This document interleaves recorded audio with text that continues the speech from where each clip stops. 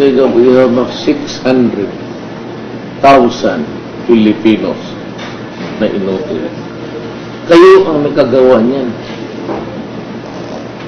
Ang ginawa ninyo sa bayan niya, ang mga pulis, putang ina ninyo.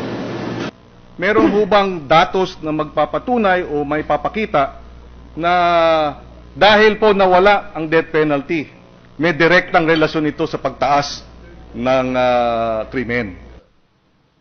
Drug addiction is a disease, is an ailment. Sakit yan. Hindi dapat patayin. Dapat igamot. Okay.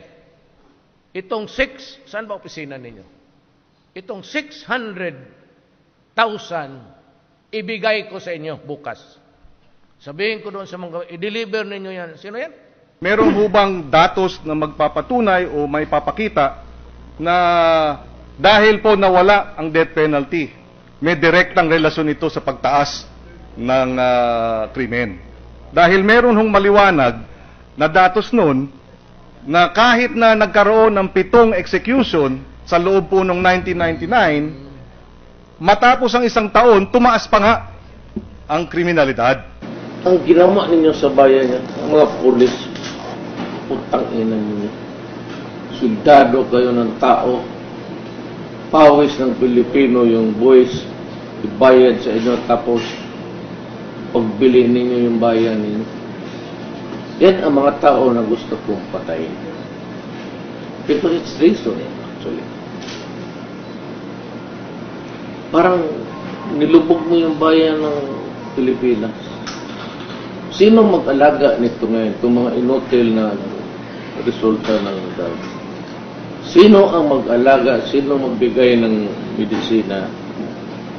At sino yung will provide the shelter for them? Because they are crazy already. Kaya ang gobyerno, ngayon, dagdagan pa ninyo ng another 100,000. Patay ko na lang kayo. Wala akong pang anak ng... Huwag tayo magbulahan. Tawagin ninyo yung human rights ng United Nations na yan. Patulungan ninyo sila dito. So, it can build us the buildings to house the already idiots. At yung ma-rehabilitate pa, may pera sila. Ang Pilipinas, wala sa, walang budget yan. Nobody could project that ganito pala kasama ang after the election. Sa Davao, alam ko, kaya ako, did everything that was humanly possible to control crime. It was not until after I became your president na nakita natin na ganong kalawag by the hundreds of thousands. And that is a very serious problem, both on the resources. It's not a matter of crime, it's a matter of health. Kasi pagtapos ng arestuhin ko yan, I have to rehabilitate. Yung hindi na talaga, I have to provide asylums for the insane. We have to go back to what happened sa history ng Pilipinas. Now, we provided a colony ng itong leper. Yung mga sangla sa Bisaya, o anong tawag din sa Tagalog? Ketong. They were housed in Palawan. Yung leper colony. Itong mga tao na basag na talagang utak because ang kanilang utak ay nag-strength, lumiit. These are permanently mga handicap na yan. So, ilagay ko ng mga asilo yan by the thousands, pagkainin mo. At,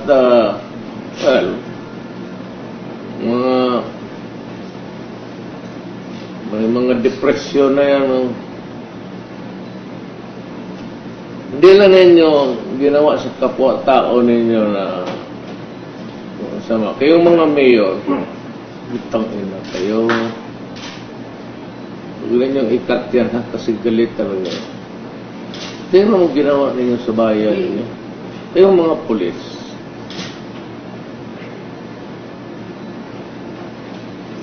I really don't need you alive. Totoo lang. Kaya mga pulis, hindi mo kailangan kayo buhay.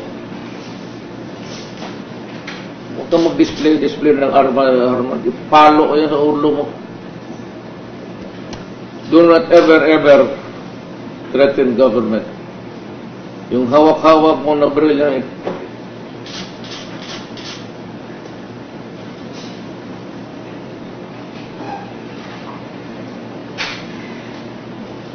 may warning states until the end of my term. Dito mawala itong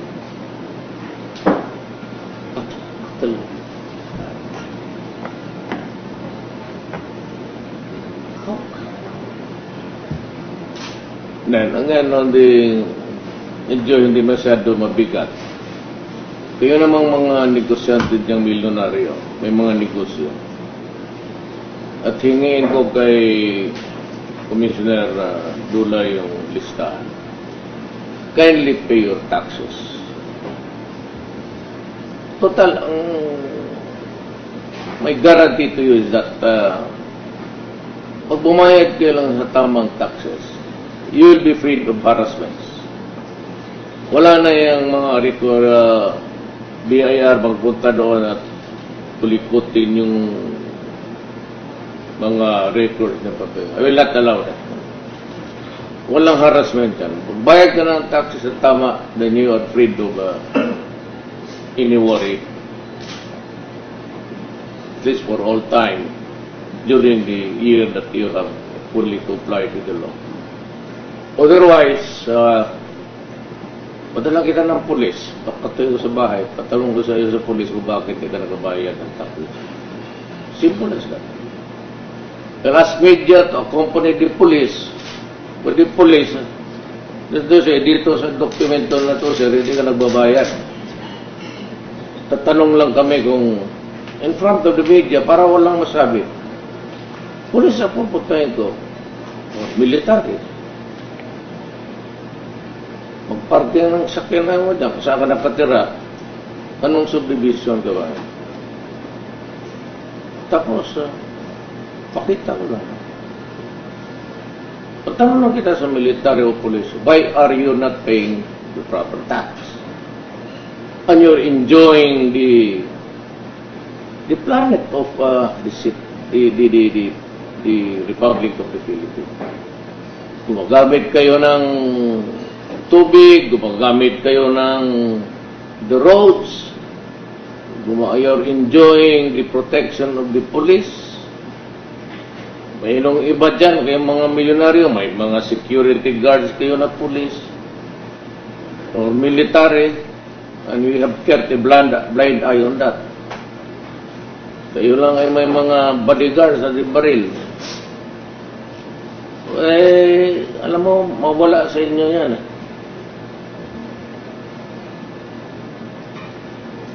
And I could, if the Commissioner of Internal Revenue give me a list, then you are a violator. Mayaman ka, you travel, you cannot travel anymore. Diyan sa immigration, sabihin ko, parahin mo kasi may violation na. I will order the BIR to file cases. Once it's pending in court, your freedom of movement is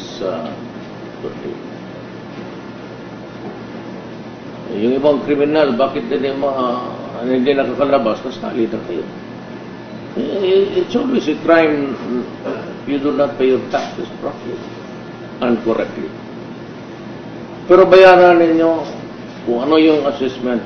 Sabi ko, wala na kayong problema sa and I will never allow anybody also to disturb you.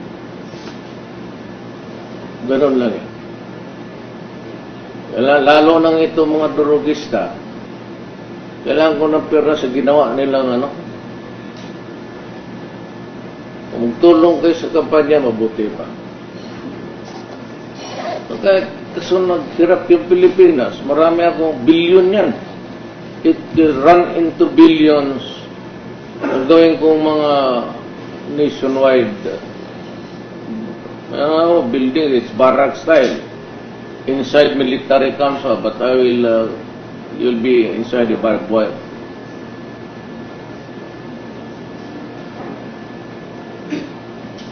Not because na